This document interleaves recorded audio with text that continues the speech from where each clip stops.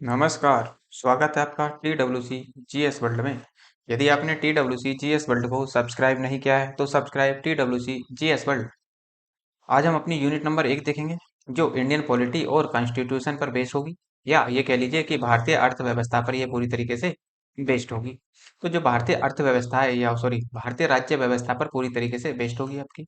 जो हमारी भारत की राज्य व्यवस्था है वो किस प्रकार से संचालित होती है, और उसको संचालन में भारतीय संविधान का क्या महत्व है, उसी को ही हम यहाँ पर देखेंगे। और सबसे पहले ये देखेंगे कि संविधान के गठन होने से पहले या संविधान के लागू होने से पहले भी क्या भारत में कोई संविधान था, यदि था तो कौन सा था। उनके बारे में हमें देखना है कि आज हम भारतीय राज्य व्यवस्था के जो ऐतिहासिक पृष्ठभूमि है उसको जानने का प्रयास करेंगे, अर्थात जो हमारी यूनिट नंबर 1 के तहत होगा वो भारतीय संविधान का ऐतिहासिक प्रारूप ही होगा। कि भारतीय संविधान का ऐतिहासिक प्रारूप क्या हो, अर्थात इसकी हिस्ट्री क्या है, कि भारतीय संविधान आखिर निकल के कहाँ से आया, किन स्तंभों पर खड़ा हुआ था भारतीय संविधान आकर। तो उन्हीं स्तंभों को हमें देखना है, क्योंकि देखो लगभग हमने 200 सालों तक गुलामी सही है, और इसी 200 सालों की गुलामी में हमने बहुत कुछ देखा है। बहुत कुछ किस तरीके से, जैसे कि अलग अलग तरीके से यहाँ पर एक्ट आएंगे, और उन्हीं एक्ट के माध्यम से भारत को संचालित करने का प्रयास किया जाएगा अंग्रेजों के द्वारा। अर्थात कुछ समय तक तो ईस्ट इंडिया कंपनी करेगी, और फिर 1858 के बाद में जो कंट्रोल करेगी भारत को वो करेगी ब्रिटेन की संसद, अर्थात महारानी। महारानी ही भारत को कंट्रोल करने का फिर प्रयास करेंगे। तो उन्हीं के बारे में हमें देखना है कि कौन कौन सा एक्ट क्या कब आया और उसका क्या प्रभाव भारत पर पड़ा। चलो स्टार्ट करते हैं आज। तो देखो यूनिट नंबर 1 के तहत हमें क्या क्या पढ़ना है, पहले तो ये देख लेते हैं। तो यूनिट नंबर 1 के तहत हमें पढ़ना है भारतीय संविधान का ऐतिहासिक प्रारूप। और भारतीय संविधान के ऐतिहासिक प्रारूप को हम दो भागों में बांटकर पढ़ेंगे। जैसे पहला भाग देखेंगे 1773 से लेकर 1858 तक। उसके बाद में देखेंगे 1858 से लेकर 1947 तक। ये पार्ट हमने डिवाइड कर दिया। इसी को कंपनी का शासन कहेंगे, अर्थात ईस्ट इंडिया कंपनी का शासन, EIC। इसी को ताज का शासन कहेंगे, क्योंकि 1857 की क्रांति के बाद में जो 1858 का अधिनियम आया उसमें गवर्नर जनरल के पद को समाप्त करके वायसराय का पद यहाँ पर लाकर रख दिया गया। तो उसी के बारे में हमें यहाँ पर भी देखना है। तो पहले देखेंगे कंपनी के शासन, या कंपनी का शासन 1773 से 1758 के बीच। अब देखो 1773 से 58 के बीच में क्या क्या हुआ था। कंपनी का शासन जो चला वो 1700 जो पहली बार आया जब बंगाल में जो नवाब थे, बंगाल के अंतिम नवाब के को समाप्त कर दिया गया, समाप्त कर दी गई नवाब की ही, और वहां पर उनको थोप दिया गया, उन पर रेगुलेटिंग एक्ट लागू कर दिया गया। और यहाँ पर 1773 का रेगुलेटिंग एक्ट आता है। उसके बाद में 1784 का ब्रिटिश इंडिया एक्ट आता है।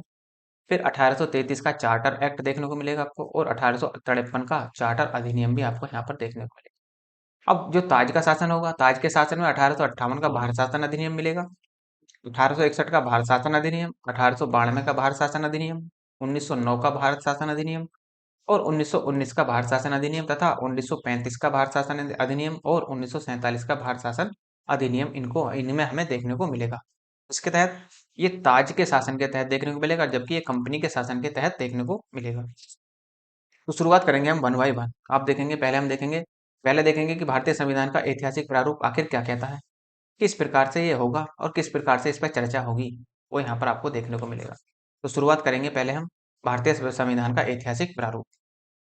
अब देखो ऐतिहासिक पृष्ठभूमि क्या है या हिस्टोरिकल बैकग्राउंड आखिर क्या है इसकी।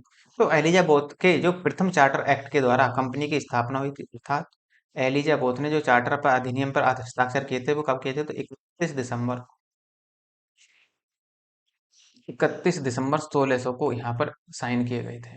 ये आप ध्यान रखेंगे कि भारत की आप पूरब के देशों के साथ जाकर व्यापार कर सकते हैं, तो इस ईस्ट इंडिया कंपनी को ये परमिशन दे दी गई। और ये लोग सिर्फ व्यापार करने के उद्देश्य से कहाँ आते हैं, ये भारत आते हैं।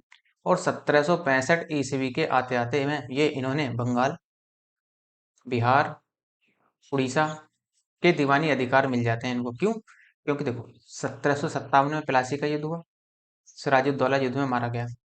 1764 में बक्सर का युद्ध हुआ, इसी बक्सर के युद्ध में मीर कासिम था बंगाल का नवाब,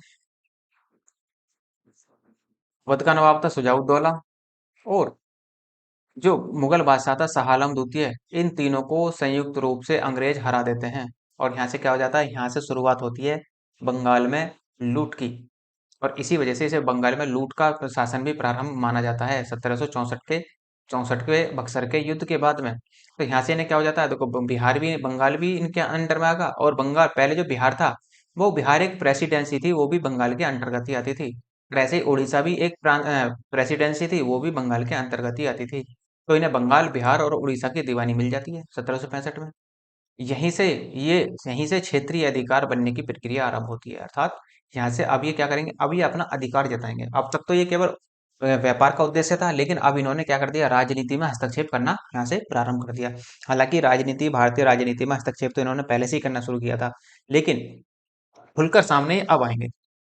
जब ये खुलकर सामने आएंगे तो इस कंडीशन पे क्या होगा, कुछ समय बाद अर्थात 1857 ईस्वी में सिपाही विद्रोह के बाद ताज ने, सिपाही विद्रोह मतलब जो हमारी 1857 की क्रांति हुई थी, जिसे महान क्रांति के नाम से जाना जाता है, ताज के ने शासन अपने हाथ में ले लिया। अर्थात ब्रिटेन की जो क्राउन थी, महारानी विक्टोरिया, उन्होंने अपना शासन जो था, जो शासन उनके नाम पर ये ईस्ट इंडिया कंपनी चला रही थी, उन्होंने डायरेक्ट शासन अब अपने हाथ में ले लिया।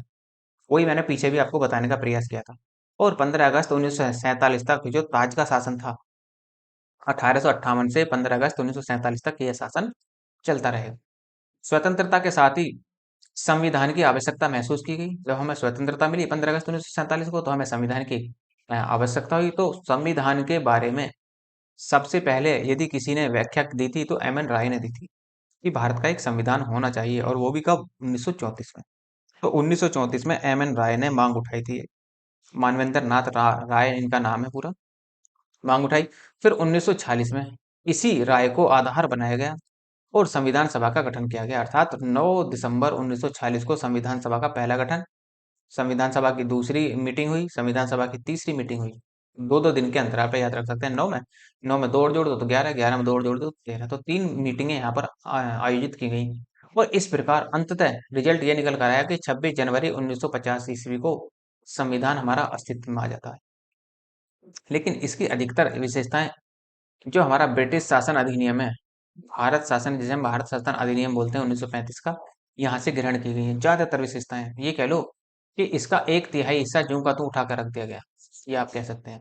तो वहां पर हम आगे देखेंगे इसमें कि क्या होता है। अब देखते हैं जरा कि कौन कौन से रेगुलेटिंग एक्ट आते हैं। जैसे कंपनी का शासन। अब देखो, जो कंपनी का शासन चलेगा, वो कंपनी का शासन 1773 से 1858 के बीच में चलेगा। क्या कहता है कंपनी का शासन? तो इसमें पहला जो एक्ट लाया गया वो था रेगुलेटिंग एक्ट। तो रेगुलेटिंग एक्ट 1773 में लाया गया था। यही पूछता है कि रेगुलेटिंग एक्ट कब पारित हुआ था, तो 1773 में रेगुलेटिंग एक्ट पारित किया गया। अब इस रेगुलेटिंग एक्ट में क्या क्या प्रावधान हुए, तो भारत के संवैधानिक विकास में मील का पत्थर साबित होता है। अर्थात इसने एक तरीके से ये कह लो, इसने एक तरीके से भारतीय संविधान की नींव डाल दी। भारतीय संविधान की नींव कहाँ से शुरू होती है डलनी, वो इसी रेगुलेटिंग एक्ट के तहत होती है। और डलते डलते जब जाकर 1947 या 1950 तक आते आते हमारा संविधान बनकर एक हम स्वतंत्र संविधान बनाने में सक्षम हो पाते हैं। ब्रिटिश कंपनी का भारतीय शासन में हस्तक्षेप आरंभ हो जाता है। जो ईस्ट इंडिया कंपनी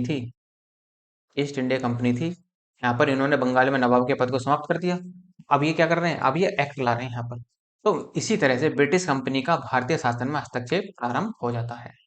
इसके द्वारा भारत में केंद्रीय शासन की नींव डलती है, अर्थात केंद्रीकृत सत्ता इनके हाथ में आ जाती है। देखो, अब तक क्या था, अब तक केवल और केवल क्या था, बंगाल इनके हाथ में था, और बंगाल के साथ साथ बंगाल में ही आपका बिहार आता था उस दौरान, बिहार में आपका, बंगाल में आपका उड़ीसा आता था। तो ये इनका क्षेत्र था। तो इसी क्षेत्र की बात कर रहे हैं, केवल इसी क्षेत्र की। लेकिन धीरे धीरे जैसे जैसे आप ये आगे बढ़ेंगे, 1799 में अवध मैसूर को जीत लेंगे पूरी तरीके से, तो वहां पर हो जाएगा इनका अधिकार। और कुछ समय बाद ये मराठों को हरा देंगे, उसके कुछ समय बाद ये सिखों को हरा देंगे, तो समूचे उत्तर भारत में और दक्षिण भारत में ये अपना विजय का परचम फहराएंगे। तो यहाँ पर इसके द्वारा ही भारत में केंद्रीकृत शासन की नींव डलती है। और बंगाल के गवर्नर जनरल को, जो बंगाल का गवर्नर था, ये ध्यान रखना, लॉर्ड क्लाइव जो था वो बंगाल का गवर्नर था, ना कि गवर्नर जनरल, ये ध्यान रखेंगे आप। बंगाल का गवर्नर को बंगाल का गवर्नर जनरल कहा जाने लगा, ये ध्यान रखना, ये मेन पॉइंट होगा आपका कि किस गवर्नर को बंगाल का गवर्नर जनरल कहा गया था, तो वारेन हेस्टिंग्स को कहा गया था। तो बंगाल का पहला गवर्नर जनरल जो बनता है वो वारेन हेस्टिंग्स ही बनता है। तो बंगाल का यदि कहें कि बंगाल का गवर्नर कौन था, तो बंगाल का गवर्नर था लॉर्ड क्लाइव, लेकिन बंगाल का गवर्नर जनरल कौन था, तो वारेन हेस्टिंग्स। 4 सदस्यीय कार्यकारी परिषद का गठन किया गया। इसमें 4 सदस्य थे जो कार्यकारी समिति में बैठेंगे, जो कार्य करेंगे या जो भारत के लिए नीति निर्माण करेंगे, या फिर ये कह लो जो बंगाल के लिए या इनके जीते हुए क्षेत्र में जो कार्यकारी परिषद का निर्माण करेंगे, जो सदस्य होंगे वो परिषद का गठन करेंगे। इस प्रकार वारेन हेस्टिंग्स बंगाल का पहला गवर्नर जनरल बनता है। ये ध्यान रखना, ये मेन पॉइंट होगा आपका। कभी आप ये सोचो कि लॉर्ड क्लाइव मान लें, लॉर्ड क्लाइव था, लेकिन लॉर्ड क्लाइव एक गवर्नर के पद पर था, ना कि गवर्नर जनरल के पद पर था। ठीक, नेक्स्ट। इसके अंतर्गत मद्रास बम्बई के गवर्नर भी आते थे।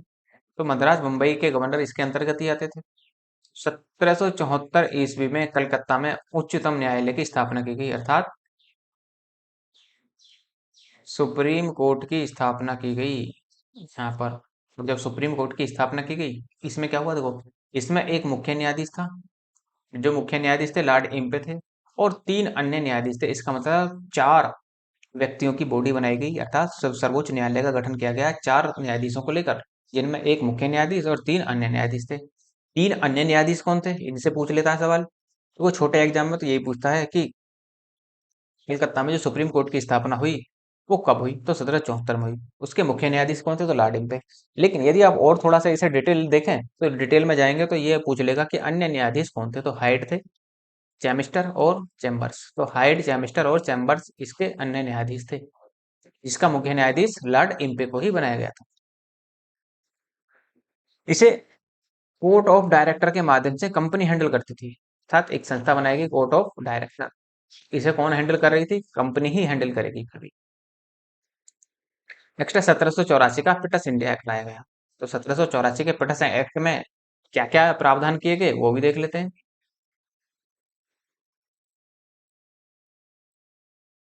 देखो इसमें क्या क्या हुआ।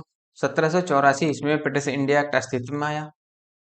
कंपनी के राजनीतिक और वाणिज्यिक कार्यों को इससे अलग कर दिया गया, अर्थात कंपनी में जो राजनीतिक कार्य हो रहे थे और वाणिज्यिक कार्य हो रहे थे वो पहले एक साथ ही होते थे, लेकिन इस एक्ट के तहत दोनों ही कार्यों को अलग कर दिया गया। बोर्ड ऑफ कंट्रोल की स्थापना की गई, जो बोर्ड को कंट्रोल करेगा उसकी एक स्थापना हो गई। और दोहरे शासन का प्रारंभ होता है यहाँ पर। जैसे बोर्ड ऑफ डायरेक्टर जो था वो व्यापारिक मामले देखता था, अर्थात वाणिज्यिक मामले जो देखेगा वो बोर्ड ऑफ डायरेक्टर देखता था, वाणिज्यिक मामले। तो वाणिज्यिक मामलों की जो देख रेख करेगा वो बोर्ड ऑफ डायरेक्टर करेगा, और जो राजनीतिक मामलों के लिए बनेगा वो राजनीतिक मामलों के लिए बोर्ड ऑफ कंट्रोल की स्थापना यहाँ पर कर दी जाती है। उसके बाद में क्या हुआ देखो, गवर्नर जनरल को सभी ब्रिटिश सैनिकों का कमांडर इन चीफ बना दिया गया, अर्थात जो गवर्नर जनरल था वो जितने भी कमांडर जो सैनिक थे सबका सबसे ऊपर गवर्नर को रख दिया गया, गवर्नर जनरल को रख दिया गया। अर्थात ये कह लो कि भारत में यदि कोई निर्णय लेना है तो वो गवर्नर जनरल का निर्णय अंतिम होगा भारत में, केवल भारत में। हाँ, बाकी जो अंतिम निर्णय था वो रानी के हाथ में ही था। कंपनी के व्यापारिक और राजनीतिक कार्यों को एक दूसरे से अलग कर दिया गया, ये अभी हमने देखा। बोर्ड ऑफ डायरेक्टर है वो व्यापारिक मामलों को संभाल रहा है, जो बोर्ड ऑफ कंट्रोल है वो राजनीतिक मामलों को संभाल रहा है। अब आता है आपका 1833 का चार्टर अधिनियम, वेरी वेरी इंपॉर्टेंट है।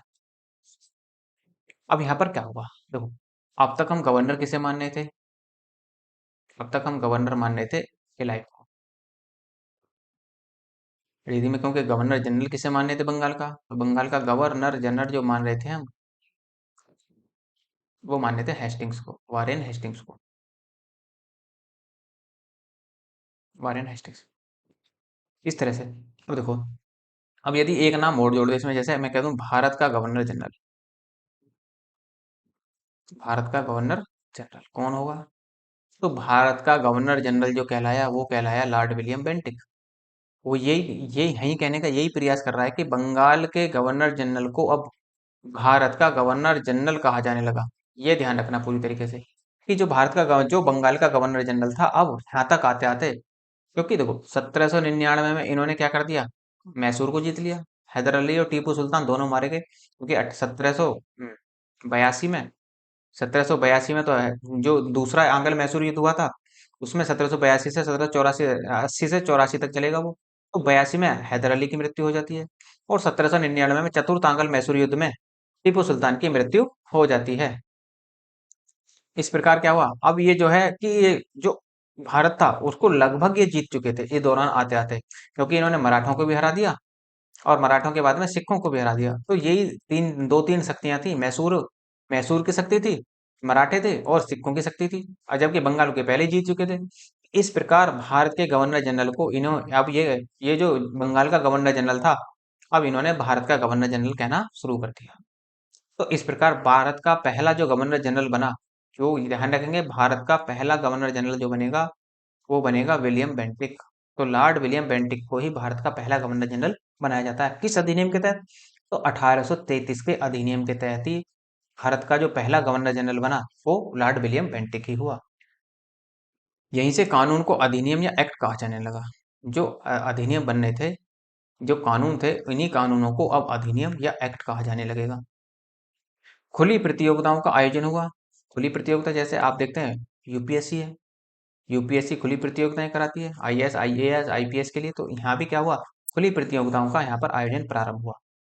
कोर्ट ऑफ डायरेक्टर के विरोध के कारण इस प्रतियोगिता को क्या कर दिया गया? बंद कर दिया गया। अर्थात ये जो थे कि इसमें अब क्या था, खुली प्रतियोगिता में तो कोई भाग ले सकता था जो योग्य हो। तो यहाँ पर क्या था कि जो भारतीय थे, जो कुछ लोग भारतीय पढ़े लिखे थे, जो अमीर लोग, अमीर घर के बच्चे थे, वो पढ़े लिखे थे। तो ये जो अंग्रेज थे, अंग्रेज नहीं चाहते थे कि हमारे बराबरी में आकर बैठें। इसी वजह से क्या हुआ? तो यहाँ पर इस प्रतियोगिता को बंद करना पड़ा, क्योंकि इन्होंने, अंग्रेजों ने क्या कर दिया, यहाँ पर विरोध करना शुरू कर दिया। तो इसे इसे इसी कारण बंद कर दिया गया। इसे सेंट हेलेना अधिनियम भी कहा जाता है। इस अधिनियम को सेंट हेलेना अधिनियम कहा जाता है। तो 1833 को चार्टर एक्ट को सेंट हेलेना अधिनियम भी कहा जाता है। नेक्स्ट है, यह इंग्लैंड में हुई औद्योगिक क्रांति का परिणाम था। जो इंग्लैंड में औद्योगिक क्रांति हुई उसी का परिणाम था। कारण क्या था?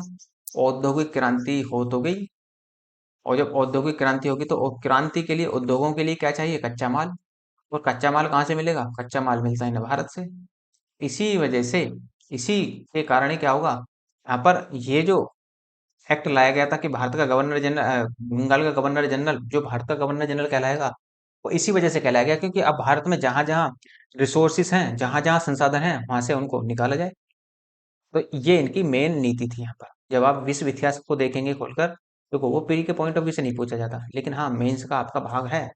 और यदि आपका मेंस में ऑप्शनल हिस्ट्री है तो फिर तो और भी डिटेल पढ़ना पड़ेगा औद्योगिक क्रांति को, क्योंकि वहां पर पर्टिकुलर मेंशन है कि औद्योगिक क्रांति का विकास या औद्योगिक क्रांति का जो असर पड़ा यूरोप पर क्या पड़ा, और उससे भारत पर क्या असर पड़ा, ये सब कुछ मेंशन है आपके सिलेबस में। डिट्टो सिलेबस आप ध्यान रखना कि किस तरीके से सिलेबस आपको ध्यान रखना है। और आगे बढ़ते हैं इसको लेकर। इस एक्ट के तहत पहली बार सरकार का ब्रिटिश भारतीय क्षेत्र पर पूर्ण नियंत्रण स्थापित हो जाता है। इस एक्ट के तहत ही पहली बार सरकार का क्या होता है? ब्रिटिश भारतीय क्षेत्र पर पूर्ण अधिकार हो जाता है, क्योंकि अब बंगाल का गवर्नर जनरल ना कहलाया जाने लगा, वो भारत का गवर्नर जनरल कहलाया जाने लगा। गवर्नर जनरल की परिषद में विधि सदस्य की नियुक्ति की गई। विधि मतलब जो वकील वगैरह होते हैं ना, अधिवक्ता जो होते हैं, उसकी नियुक्ति हुई पहली बार। इस प्रकार मैकाले प्रथम विधि आयोग का अध्यक्ष नियुक्त हुआ। तो ध्यान रखेंगे कि भारत में विधि आयोग का जन्मदाता या विधि आयोग का जन्मदाता किसे कहा जाता है? तो मैकाले को ही कहा जाता है। तो मैकाले विधि आयोग का पहला अध्यक्ष नियुक्त होता है। और गवर्नर जनरल को संपूर्ण देश हेतु एक ही बजट तैयार करने का अधिकार दे दिया गया कि आप भारत का संपूर्ण बजट एक ही तैयार करेंगे। पहले जैसे देखते हैं ना, रेलवे बजट आम बजट से अलग होता था, लेकिन उससे पहले क्या था कि सब एक ही था। तो गवर्नर जनरल को ये पावर दे दी गई कि अब एक ही, पूरे भारत का एक ही बजट होगा। फिर आता है 1853 का चार्टर अधिनियम। अब इसमें क्या हुआ? गवर्नर जनरल की परिषद के विधायी और प्रशासनिक कार्यों को अलग कर दिया गया। तो वो पहले बोर्ड ऑफ डायरेक्टर और बोर्ड ऑफ कंट्रोल को अलग किया गया। अब क्या हुआ? गवर्नर जनरल के जो परिषद में जो थे वो विधायी कार्य करने वाले लोग, और जो प्रशासनिक कार्य में लोग थे, उन दोनों को अलग कर दिया गया। प्रशासनिक कार्य अलग व्यक्ति देखेंगे, और विधायी कार्य जो होंगे उनको अलग व्यक्ति देखेंगे। तो यहाँ पर इनकी कंडीशन बनी, अलग हो गए दोनों। इसी के साथ इसमें 6 नए परिषद जोड़े गए, जिन्हें संयुक्त रूप से कहा गया विधान परिषद। जो 6 नए परिषद जोड़े उनको संयुक्त रूप से विधान परिषद का नाम दे दिया गया। और सिविल सेवकों की खुली भर्ती का आयोजन किया गया। फिर से यहाँ पर एक बार शुरुआत हो जाती है सिविल सेवकों की खुली भर्ती के लिए। 1854 ईस्वी में मैकाले भारत में सिविल सेवा का जनक बनकर उभर कर सामने आता है। अर्थात जो सिविल सेवा के जनक के रूप में जो सिविल सेवा के लिए समिति बनी थी, उसका जो अध्यक्ष बना था 1854 में, वो मैकाले ही बना था। और इसमें क्या हुआ? भारत में सिविल सेवा का जनक इसे ही माना जाता है, तो इस समिति में लागू की गई।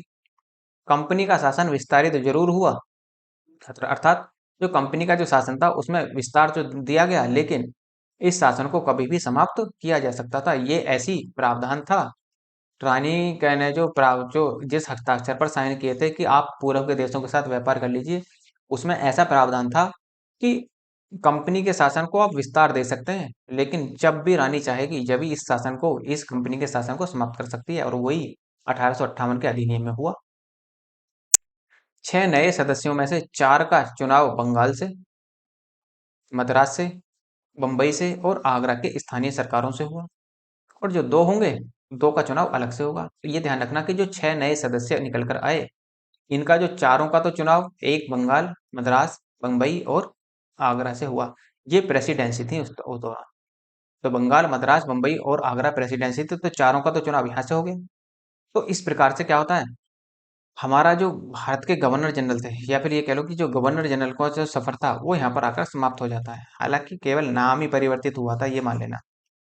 गवर्नर जनरल की जगह क्या आ गया, वायसराय आ गया, बस। बाकी कुछ नहीं हुआ। बाकी ये होगा कि अब जो वायसराय होंगे वो कंपनी को रिपोर्ट ना करके रानी को रिपोर्ट करेंगे, बस इतना काम हुआ, बाकी कुछ नहीं हुआ। अब देखते हैं इसमें, देखो, ताज का शासन अर्थात रानी का शासन क्या कहता है, 1858 से 1947 तक चलेगा। ये कारण मैं आपको बता चुका हूँ कि गवर्नर जनरल का पद वायसराय में क्यों बदला गया, क्योंकि 1857 की क्रांति के बाद ही क्या हुआ, बहुत सारे परिवर्तन हुए, जिसमें एक परिवर्तन ये भी था कि गवर्नर जनरल के पद को समाप्त करके वायसराय का पद ला दिया जाएगा। और इस प्रकार अंतिम जो गवर्नर जनरल था, अंतिम गवर्नर जनरल जो बनेगा, अंतिम गवर्नर जनरल बना लॉर्ड कैनिंग। क्योंकि जब पद को समाप्त किया गया था उस समय गवर्नर जनरल लॉर्ड कैनिंग ही था, लेकिन प्रथम वायसराय कौन बना, तो प्रथम वायसराय भी लॉर्ड कैनिंग ही हुआ। ये ध्यान रखना है आपको।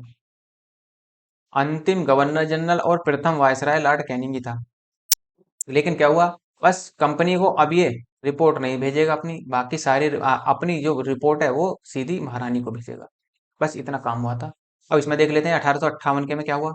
1857 के विद्रोह के बाद ईस्ट इंडिया कंपनी का शासन समाप्त और सभी शक्तियां महारानी विक्टोरिया के हाथों में चली गई। तो जो रानी थी उन्होंने अपनी सारी शक्तियां, भारत की सारी शक्तियां अपने हाथ में ले ली। गवर्नर जनरल का पद समाप्त कर दिया गया और इसके स्थान पर वायसराय के पद को ले आया गया। इस प्रकार भारत का पहला वायसराय जो बना वो लॉर्ड कैनिंग हुआ। ये ध्यान रखना, अंतिम गवर्नर जनरल और प्रथम वायसराय लॉर्ड कैनिंग ही बनेगा। जो बोर्ड बने थे कुछ जैसे बोर्ड ऑफ कंट्रोल था, ये आपका बोर्ड ऑफ पोर्ट था, और द्वैध शासन जो चल रहे थे इन सबको समाप्त कर दिया गया। तो देखो, द्वैध शासन क्या होता है, हिस्ट्री में मैंने आपको डिटेल से बताया है कि लॉर्ड क्लाइव ने द्वैध शासन क्यों और कैसे लागू किया था। तो यहाँ पर कोई बताने का औचित्य नहीं है, क्योंकि ये पॉलिटी है, हिस्ट्री नहीं है। वरना इस इनके बारे में बताना शुरू कर दिया तो देखो ये एक खिचड़ी पक जाएगी। ना तो आपको ये पॉलिटी दिखाई देगी और ना ही आपको हिस्ट्री दिखाई देगी, तो एक खिचड़ी से नजर आएगी। तो इसी वजह से आप यदि द्वैध शासन के बारे में जानना चाहते हैं तो आप वीडियो देख लीजिए क्लाइव के बारे में जो भी है, तो वहां पर आपको इसके बारे में सब कुछ मिल जाएगा। भारत में राज्य सचिव का पद नियुक्त किया गया। अब सचिव के जो पदों की नियुक्ति होगी वो यहाँ से होगी। जो डायरेक्ट ये रिपोर्ट कहाँ करेगा, ब्रिटेन की सरकार को करेगा, अर्थात महारानी को करेगा। यह सचिव ब्रिटिश कैबिनेट का सचिव होता था। ये देखो, ब्रिटिश कैबिनेट का सचिव होगा। इसकी सहायता के लिए 15 सदस्य भी शामिल किए गए। अर्थात जब 1858 के अधिनियम के तहत गवर्नर जनरल का पद समाप्त किया गया और वायसराय का पद लाया गया, इसी तहत एक भारत में एक सचिव, ब्रिटिश कैबिनेट का जो सचिव होगा उसकी नियुक्ति कर दी गई यहाँ पर। और इसकी सहायता के लिए या इसकी देखरेख में जो भी नियम बनाए जाएंगे, उसको जो नियम बनाएंगे वो 15 सदस्यों द्वारा बनाए जाएंगे। तो मेन तो हो गया कैबिनेट सचिव, और इसकी सहायता के लिए 15 सदस्यों की और नियुक्ति यहाँ पर कर दी गई। एक और महत्वपूर्ण काम हुआ, मुगल सम्राट जो था के पद की समाप्ति कर दी गई। और मुगल सम्राट कौन था, तो अंतिम मुगल बादशाह था बहादुर शाह द्वितीय। बहादुर बहादुर शाह द्वितीय, ये बहादुर शाह द्वितीय था, जिसकी 1862 में जाकर रंगून में मृत्यु हो जाती है। रंगून अर्थात का मतलब म्यांमार। म्यांमार आज का वर्तमान म्यांमार ही है। तो ध्यान रखना। अब देखो, यदि मैं आपसे एक क्वेश्चन पुटअप कर दूं कि ऐसे मुगल बादशाह कितने थे जिनका मकबरा भारत से बाहर है, जरा इसका आंसर दीजिए।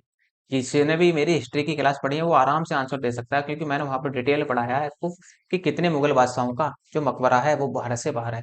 जरा बताइए कमेंट बॉक्स में, वरना तो मैं अगली क्लास में इसका आंसर दे दूंगा आपको। 1861 का भारत शासन अधिनियम आता है। तो भारत शासन अधिनियम में क्या है कि भारतीय प्रतिनिधियों को शामिल करने की शुरुआत की गई यहीं से। मतलब जो यहाँ पर गवर्नर जनरल का जो वो बना हुआ था, कोर्ट बना हुआ था, उसमें भारतीय प्रतिनिधियों को शामिल करने की बात कर दी गई। और भारत सरकार की मंत्रिमंडलीय व्यवस्था की नींव रखी गई यहाँ से। तो ये ध्यान रखना, ये पॉइंट इंपॉर्टेंट है कि भारत सरकार में की मंत्रिमंडलीय व्यवस्था की नींव कब रखी गई, तो 1861 के अधिनियम के तहत रखी गई थी। और 1862 ईस्वी में कैनिंग ने 3 भारतीय, अर्थात एक तो थे बनारस के राजा, पटियाला के महाराज और दिनकर राव को शामिल करा था यहाँ। तो इन 3 व्यक्तियों को जो पहली बार मंत्रिमंडल में शामिल हुए, वो 3 लोग थे। एक तो बनारस के राजा हुए, दूसरे पटियाला के राजा हुए और तीसरे दिनकर राव को शामिल यहाँ पर किया गया था। नेक्स्ट, बंगाल 1862 में उत्तर पश्चिमी सीमा प्रांत, जिसे हम वर्तमान में क्या कहते हैं, इसको वर्तमान में जो हमारा सिंध वाला क्षेत्र है, जो पाकिस्तान वाला क्षेत्र है, उसकी बात कर रहा है। पंजाब में विधान परिषदों का गठन किया गया, अर्थात देखो बंगाल में विधान परिषद का गठन कब हुआ, 1862 में। उत्तर पश्चिमी सीमा प्रांत में 1866 में। पंजाब में 1866 में इसका गठन किया गया, विधान परिषदों का यहाँ पर गठन प्रारंभ हुआ। बिना काउंसिल की संस्तुति के वायसराय को पहली बार अध्यादेश, ये अध्यादेश है, अध्यादेश जारी करने का अधिकार दिया गया और यह केवल 6 माह तक की मान्य था। मतलब बिना काउंसिल के, मतलब बिना परिषद में बातचीत हुए वायसराय को पहली बार अध्यादेश जारी करने का ऑर्डर मिल गया यहाँ पर, लेकिन वो अध्यादेश केवल और केवल 6 माह तक ही मान्य होगा। और पहली बार, ये मेन पॉइंट होगा आपका, इंपॉर्टेंट पॉइंट आपका, कि विभागीय प्रणाली की जो शुरुआत होती है वो 1859 में की गई। पहली बार विभागीय प्रणाली की शुरुआत कभी, 1859 में। नेक्स्ट, नोट एक, जो नोट होते हैं तो देखो इंपॉर्टेंट होता है नोट। कैनिंग ने 1859 ईस्वी में पोर्टफोलियो प्रणाली की शुरुआत की,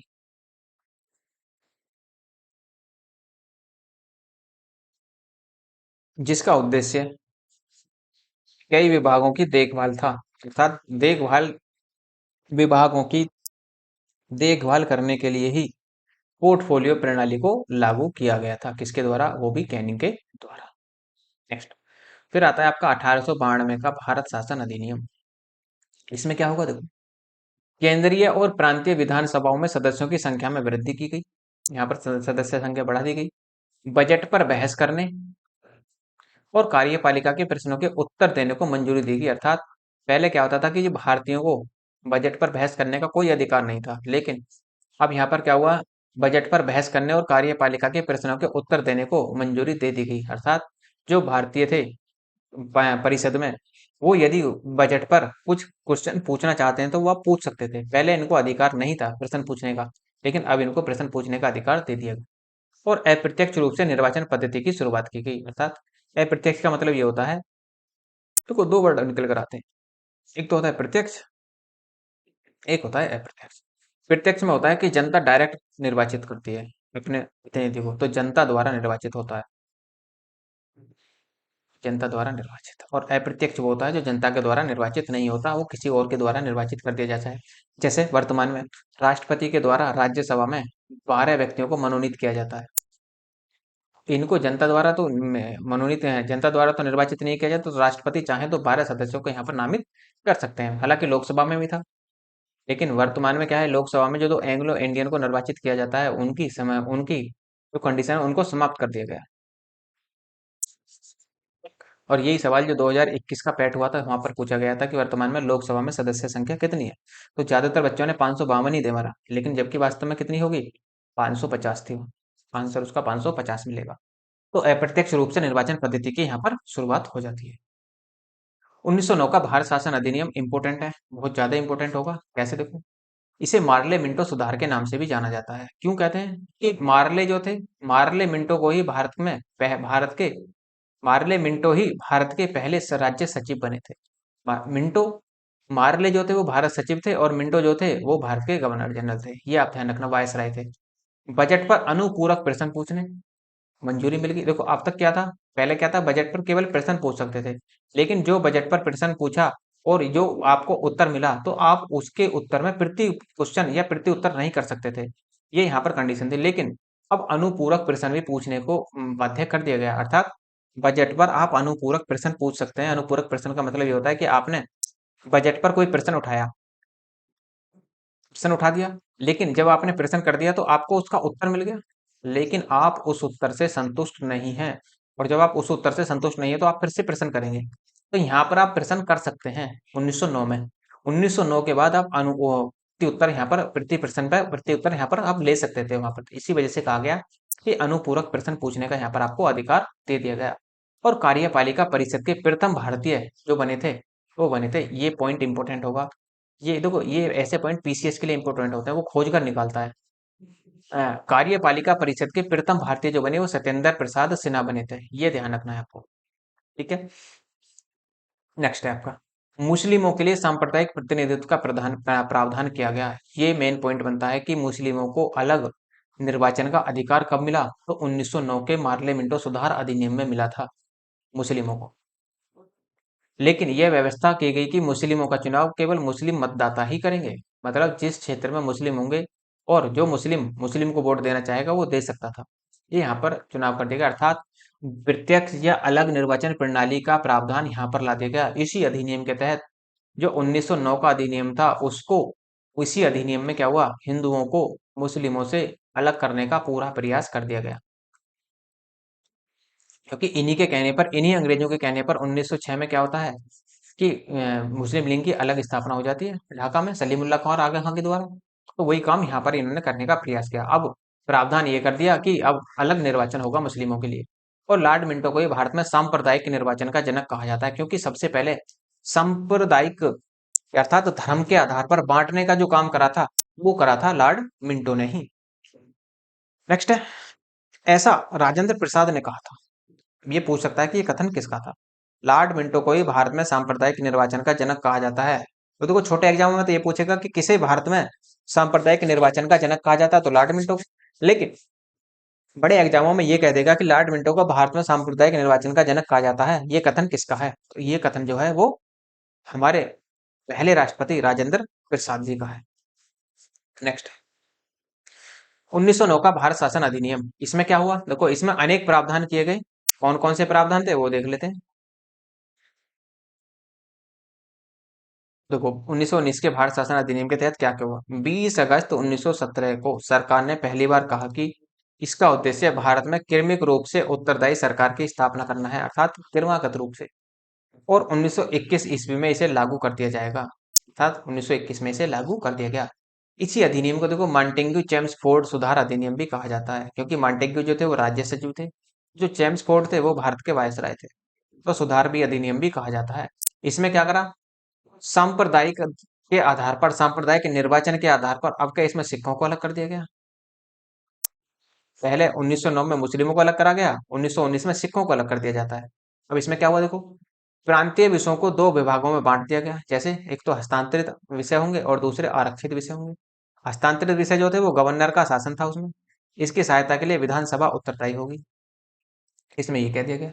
और जो आरक्षित विषय थे वो गवर्नर की कार्यपालिका की परिषद की सहायता से शासन करेगा। कोई भी जो भी शासन करेगा वो गवर्नर गवर्नर कार्यपालिका परिषद की सहायता से शासन करेगा, अर्थात गवर्नर मतलब वायसराय जो शासन करेगा वो कार्यपालिका परिषद की सहायता से ही शासन करेगा, इसमें ये कह दिया गया। इसका मेन पॉइंट ये है कि इसे मॉन्टेग्यू चेम्सफोर्ड सुधार कहा जाता है और इसमें सिखों को अलग निर्वाचन का अधिकार यहाँ पर दे दिया गया। ये इसका मेन पॉइंट होगा। इन दोनों के मिलने से ही क्या बनता है, द्वैध का जन्म होता है। किसके, जो अभी हमने पीछे देखा, किसके मिलने से, हस्तांतरित और आरक्षित विषयों को मिलने से ही द्वैध शासन का शुभारंभ होगा। यहाँ पर जो द्वैध शासन होगा, अर्थात केंद्र में कोई और शासन करेगा और राज्य में कोई और शासन करेगा। ऐसे मान लो बंगाल में, जब बंगाल का गवर्नर था 1764 के बाद में, तो ये कर की वसूली कौन कर रहा था, कर की वसूली अंग्रेज करते थे। और जो उल्टा सीधा कर वसूलते थे उसका सारा थोप जो उसका जो सारा भार था वो किस पर पड़ता था, नवाब पर। तो वास्तव में शासन तो बंगाल में नवाब ही कर रहा था, लेकिन कठपुतली था केवल हाथ में, हाथ की केवल किसकी, अंग्रेजों की। तो वही काम यहाँ भी हुआ। अब यहाँ पर क्या होता है, द्वैध शासन की शुरुआत हो जाती है, लेकिन यह द्वैध शासन विफल हो जाता है, पूरी तरीके से पारित नहीं हो पाता।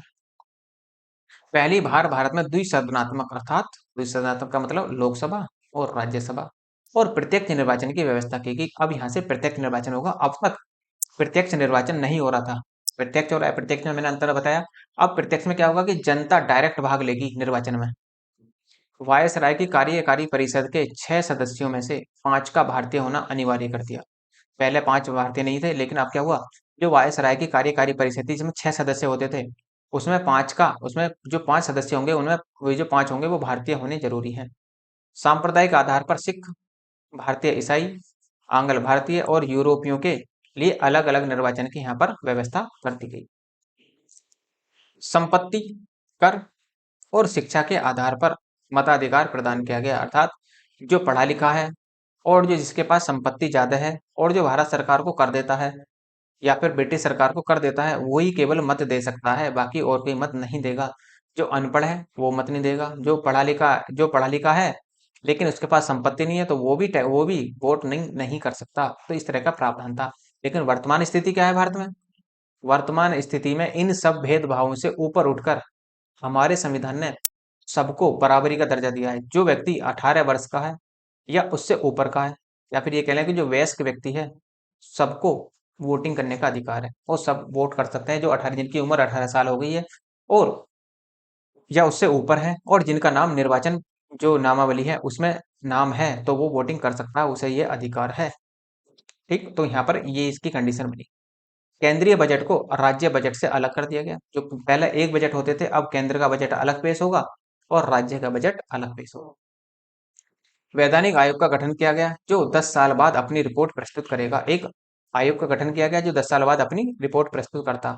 अब देखो, इसी जो 1919 का जो अधिनियम था, इसी की समीक्षा के लिए भारत में साइमन कमीशन आया था 1928 में। चला तो 1927 में था इंग्लैंड से, लेकिन 1928 में ये भारत आकर लगा था।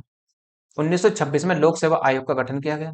ये मेन पॉइंट होगा आपका कि अब भारत में ही क्या हुआ, लोक सेवा आयोग का गठन यहीं पर शुरुआत हो जाती है इसकी। नवंबर 1927 ईस्वी में ब्रिटिश सरकार नए संविधान में भारत की स्थिति का पता लगाने के लिए 7 सदस्य वैधानिक आयोग का गठन करती है। इसमें सभी सदस्य ब्रिटिश थे। ये बहुत कहानी बुरी थी कि जब भी कोई आयोग बनेगा वहां पर सभी सदस्य ब्रिटिश होंगे, क्योंकि वहां पर किसी भारतीय को लिया ही नहीं जाता था। और 1930 में इसने अपनी रिपोर्ट प्रस्तुत कर दी। अब जो इसने अपनी रिपोर्ट प्रस्तुत की इस आयोग ने, उसमें क्या कहा गया? पहला पॉइंट कहता है कि द्वैत शासन की प्रणाली को जारी रखा जाए। जो केंद्र और राज्य में द्वैत शासन चल रहा था वो बरकरार रहेगा। राज्यों में सरकार का विस्तार किया जाएगा। तीसरा पॉइंट, ब्रिटिश भारत संघ की स्थापना की जाएगी। भारत में ब्रिटिश भारत संघ अब बनेगा। सांप्रदायिक निर्वाचन किया जाएगा, अर्थात जो धर्म के आधार पर बांटा गया था, जैसा 1909 में मुस्लिमों को अलग किया गया, 1919 में सिखों को, ईसाइयों को, सबको अलग कर दिया गया, तो यहाँ पर सांप्रदायिक आधार पर निर्वाचन किया जाएगा। इस प्रस्ताव पर विचार करने के लिए ब्रिटिश सरकार ने 3 गोलमेज सम्मेलनों का आयोजन किया और इन्हीं तीनों को संयुक्त रूप से श्वेत पत्र कहा जाता है। और इन्हीं तीनों गोलमेज सम्मेलनों का जो परिणाम निकल कर आया वो ही क्या था? वो ही भारत शासन अधिनियम 1935 था। मतलब जो तीनों गोलमेज सम्मेलन हुए 1930, 31 और 32 में, इन तीनों गोलमेज सम्मेलनों का एक ही निर्णय निकल कर आया, वो भी भारत शासन अधिनियम 1935 का। फिर इसी बीच में सांप्रदायिक अवार्ड भी आता है। क्या है? ब्रिटिश प्रधानमंत्री मैकडोनाल्ड ने अल्पसंख्यकों के प्रतिनिधित्व पर योजना की घोषणा प्रस्तुत की। इसी सांप्रदायिक अवार्ड को या इसे कम्युनल अवार्ड भी कहा जाता है। जो घोषणा इन्होंने प्रस्तुत की थी उसी को सांप्रदायिक अवार्ड या कम्युनल अवार्ड कहा जाता है। कम्युनल अवार्ड केवल इंग्लिश का वर्ड है, बस और कुछ नहीं। जिस तरह मुस्लिम, सिख, ईसाई, यूरोपियन, आंग्ल भारतीय के लिए अलग निर्वाचन की व्यवस्था की गई, उसी प्रकार दलितों के लिए भी अलग निर्वाचन की व्यवस्था की गई। और इसी बात को लेकर 1932 में समझौता होता है। कहाँ? गांधी अम्बेडकर के बीच में, जिसे हम कहते हैं पूना समझौता। पूना समझौता यहीं पर होता है इसी बात को लेकर। क्या? ताकि हिंदुओं से कम जो दलित लोग थे, जो एससी कास्ट के लोग थे या जो अनुसूचित जाति थी, वो अलग ना हो जाए किसी भी हालत में। नेक्स्ट है, इस घटना से क्षुब्ध होकर गांधी जी ने पुणे में की यरबदा जेल में आमरण अनशन पर बैठे थे। आमरण अनशन क्यों करा था पुणे की यरबदा जेल में? वो इसीलिए किया था। तो जो अंबेडकर समझौता होता है, जिसे हम पूना समझौते के नाम से जानते हैं, वो यरबदा जेल में ही होता है, ये ध्यान रखना। और गांधी जी की तरफ से राजेंद्र प्रसाद इस पर साइन करते हैं, ये भी ध्यान रखेंगे आप। और संयुक्त हिंदू निर्वाचन की मांग की, अर्थात हिंदुओं के लिए एक ही निर्वाचन होना चाहिए। तो गांधी जी इसी वजह से आमरण अनशन करते हैं पुणे की यरबदा जेल में। भारत शासन अधिनियम 1935, ये भी क्या है? पूर्ण उत्तरदायी सरकार के गठन में मील का पत्थर साबित हुआ है। जो पूर्ण उत्तरदायी सरकार होगी उसके गठन में मील का पत्थर साबित होगा। अब ये क्या था? यह सबसे लंबा और विस्तारित दस्तावेज था। ये मेन पॉइंट है आपका। इसमें 321 धाराएं और 10 अनुसूचियां थी, ये ध्यान रखना कितनी धाराएं थी और कितनी अनुसूचियां थी। अखिल भारतीय संघ की स्थापना की गई। अब क्या होगा, पूरा अब जो जो प्रांत थे, छोटे छोटे जो प्रांत थे, सबको एक करा गया और एक अखिल भारतीय की निर्माण किया गया, एक अखिल भारत का निर्माण किया गया, जिसके तहत राज्य और रियासतों को एक इकाई माना गया। जैसे वर्तमान में क्या है, वर्तमान में 28 स्टेट हैं और प्लस 8 यूटी हैं, 8 केंद्र शासित प्रदेश हैं। तो ये क्या है, ये अखिल भारतीय संघ का हिस्सा है। उसी प्रकार क्या था, जो पहले रियासतें थी और जो राज्य थे, सबको एक इकाई मान लिया गया। केंद्र और इकाई के मध्य अर्थात केंद्र और राज्य के बीच तीन अनुसूचियों के द्वारा विभाजन किया गया। अर्थात तीन अनुसूची कौन सी थी, देखो, संघ सूची, संघ सूची, राज्य सूची और समवर्ती सूची। अर्थात संघ सूची में 59 विषय थे, राज्य सूची में 54 विषय थे, समवर्ती सूची में 36 विषय थे। अब ये ध्यान रखना कि जो 59 विषय हैं, उन पर कानून बनाने का अधिकार केवल केंद्र को होगा, अर्थात संघ को होगा, ये ध्यान रखेंगे। जबकि जो 54 विषय हैं, उन पर कानून बनाने का अधिकार केवल और केवल राज्य का होगा, केवल राज्य का। ठीक। और जो 36 विषय हैं, समवर्ती सूची में आते हैं केंद्र प्लस राज्य। दोनों की सहमति से इन विषयों पर कानून बनाया जा सकता है समवर्ती सूची में। समवर्ती सूची में संघ भी कानून बनाएगी और राज्य भी कानून बनाएगा, लेकिन यदि दोनों में विवाद खड़ा हो जाता है, तो वहां पर जो अंतिम निर्णय होगा, वो अंतिम निर्णय केंद्र का होगा, अर्थात संघ का होगा। ये ध्यान रखना है, संघ सूची में केवल कानून बनाने का अधिकार संघ को होगा, अर्थात केंद्र को होगा। राज्य सूची में कानून बनाने का अधिकार केवल राज्यों को दिया गया, और जबकि समवर्ती सूची में कानून बनाने का अधिकार दोनों को दिया गया, अर्थात संघ को भी और राज्य को भी। और विवाद की स्थिति होने पर वहां पर संघ का अंतिम निर्णय होगा। प्रांतों में द्वैध शासन समाप्त कर दिया गया इसी अधिनियम के तहत, ध्यान रखेंगे, लेकिन केंद्र में द्वैध शासन जारी रहा। 11 राज्यों में 6 में, जैसे 6 कौन से थे, बंगाल, बिहार, उड़ीसा, मद्रास, बंबई और संयुक्त प्रांत राज्यों में द्विसदनात्मक व्यवस्था की गई। अब देखो, इनमें भी क्या है, यूपी में तो आज भी द्विसदनात्मक है, बिहार में भी आज भी द्विसदनात्मक है, लेकिन पहले मद्रास मुंबई नहीं थे, तो मुंबई को महाराष्ट्र के अंतर्गत ला दिया गया। मद्रास जो है वो तमिलनाडु के अंतर्गत है। उड़ीसा तो खैर अलग ही, खैर उड़ीसा में द्विसदनात्मक वर्तमान में नहीं है, लेकिन कहाँ कहाँ है, देखो, यूपी में है, बिहार में है, एपी में है, आंध्र प्रदेश में अर्थात, और तेलंगाना में है, उसके साथ साथ महाराष्ट्र में है, फिर कर्नाटक में है। तो ये 6 है, ये राज्य हैं जहां पर द्विसदनात्मक व्यवस्था है, अर्थात विधानसभा है और विधान परिषद है। दलित, महिला और मजदूर वर्ग के लिए अलग निर्वाचन की व्यवस्था की गई। देश की मुद्रा और साख के लिए 1935 में भारतीय रिजर्व बैंक की स्थापना की गई, अर्थात आरबीआई एक्ट 1934 के तहत। और या फिर ये कह लें कि किस अधिनियम के तहत आरबीआई की स्थापना हुई, तो आरबीआई अधिनियम 1935 का लगेगा। एक्ट कौन सा लगेगा, एक्ट लगेगा 1934 का। 1 अप्रैल 1935 को आरबीआई की स्थापना की गई थी।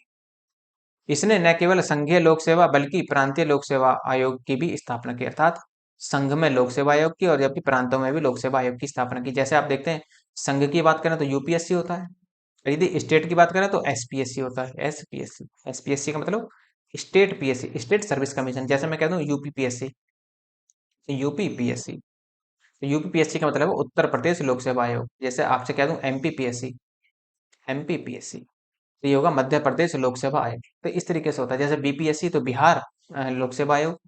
तो यहाँ पर इस तरह की कंडीशन बनती है। नेक्स्ट है 1947 का भारत शासन अधिनियम, क्या कहता है। 20 फरवरी 1947 को इटली द्वारा यह घोषणा की गई कि 30 जून 1947 को भारत में ब्रिटिश शासन समाप्त कर दिया जाएगा, लेकिन इसके विरोध में मुस्लिम लीग ने आंदोलन कर दिया। आंदोलन तो करती, क्यों, क्योंकि आंदोलन इसलिए किया गया कि उन्हें अपना अधिकार नहीं मिला, वे पाकिस्तान की मांग पर तुले हुए थे, इसी वजह से ये आंदोलन कर देंगे। और 3 जून 1947 को ब्रिटिश सरकार ने फिर स्पष्ट कर दिया कि 1946 में गठित संविधान, जो 1940 में गठित संविधान सभा द्वारा बना संविधान है, उन क्षेत्रों में लागू नहीं होगा जो उसे स्वीकार नहीं करते। तो ये तो मुस्लिम लीग के लिए बड़ी खुशी की बात थी। तो जो उसे स्वीकार नहीं करते तो उन पर लागू नहीं होगा पूरी तरीके से।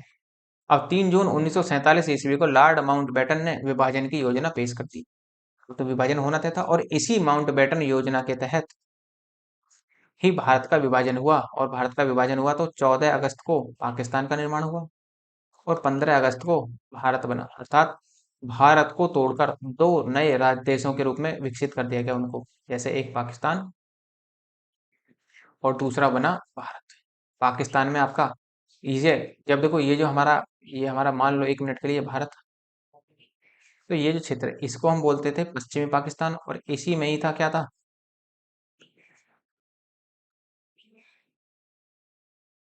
ये जो क्षेत्र था इसे बोलते थे हम पूर्वी पाकिस्तान। तो ये पूर्वी पाकिस्तान, और जो वर्तमान में आज बांग्लादेश के नाम से है, ये पहले 1972 से पहले बांग्लादेश नाम का कोई देश ही नहीं था। तो बांग्लादेश का जो जन्म हुआ था वो 1972 में हुआ था, और इसमें अहम रोल निभाया था हमारी प्रधानमंत्री थी इंदिरा गांधी।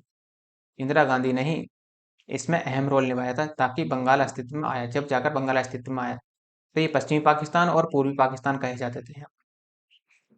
तो इस तरीके से विभाजन यहाँ पर हो जाता है। कोई भी रियासत भारत या पाकिस्तान में मिल सकती थी, अर्थात जो रियासत भारत में मिलना चाहती है वो भारत में रह जाए, जो पाकिस्तान में मिलना चाहती है तो वो पाकिस्तान में चली जाए।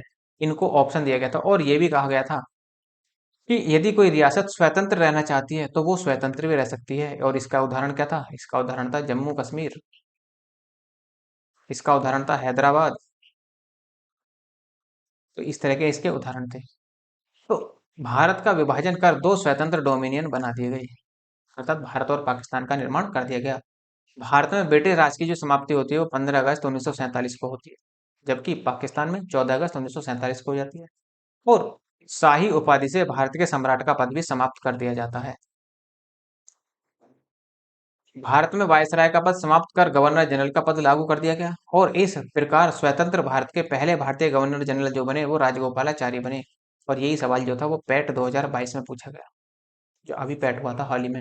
इसका मतलब क्या था, एक ध्यान रखना है कि यदि वो कहे कि स्वतंत्र भारत के पहले गवर्नर जनरल कौन बने, तो लॉर्ड माउंट बैटन बने, ये ध्यान रखना। और यदि हम कहते हैं कि स्वतंत्र भारत के प्रथम भारतीय गवर्नर जनरल कौन बने, तो वो बने फिर राजगोपालाचारी, ये भारतीय थे। जबकि जो लॉर्ड माउंट बैटन थे वो भारतीय नहीं थे, वो अंग्रेज थे। ब्रिटेन में भारत के सचिव का पद समाप्त कर दिया गया। भारत और पाकिस्तान की सीमा के बीच का निर्धारण जिस सीमा रेखा द्वारा किया गया उसे रेड क्लिफ नाम दिया गया, अर्थात जिस व्यक्ति ने भारत और पाकिस्तान के बीच में सीमा खींची थी, जो ये सीमा खींची है वो रेड क्लिफ ने खींची थी, और इन्हीं के नाम पर ही रेड क्लिफ रेखा नाम पड़ गया। नोट बजट भारत में 1860 में लाया गया था, पहली बार भारत में जो बजट आया गया था वो 1860 में लाया गया। देखो ये तो हो जाती है आपकी यूनिट नंबर पहली समाप्त। यदि आपको इसमें कोई भी प्रॉब्लम हो, कोई चीज कोई टॉपिक आपको समझ में ना आ रहा हो, या फिर आपको लगता है कि कोई टॉपिक ड्रॉप हो गया, सर ने पढ़ाया नहीं, तो आप उसके बारे में कमेंट बॉक्स में आप बता सकते हैं। और यदि आप कमेंट बॉक्स यूज नहीं करना चाहते तो आप मेल कर सकते हैं, तो मेल के माध्यम से भी आप मुझे बता सकते हैं कि कहाँ क्या कोई आप इसमें इम्प्रूव चाहते हैं। देखो आपका सहयोग बहुत ज़्यादा अनिवार्य है। और यदि आपको लगता है कि इसकी पीडीएफ होनी चाहिए रिवीजन के लिए, तो आप टेलीग्राम ज्वाइन कर लीजिए या व्हाट्सअप ज्वाइन कर लीजिए, दोनों में से कोई भी ज्वाइन कर लेना, वहाँ पर आपको पीडीएफ मिल जाएगी। उसके साथ साथ यदि आपको पॉलिटी की या हिस्ट्री की कंप्लीट पीडीएफ चाहिए तो आप उसे भी मुझे मेल के माध्यम से बता सकते हैं। मेल कर दीजिए, मैं आपको वहाँ पर पीडीएफ आपको सेंड कर दूंगा। और यदि आपको लगता है कि लेक्चर अच्छा है तो लाइक कीजिए, शेयर कीजिए और सब्सक्राइब करना ना भूलें। धन्यवाद।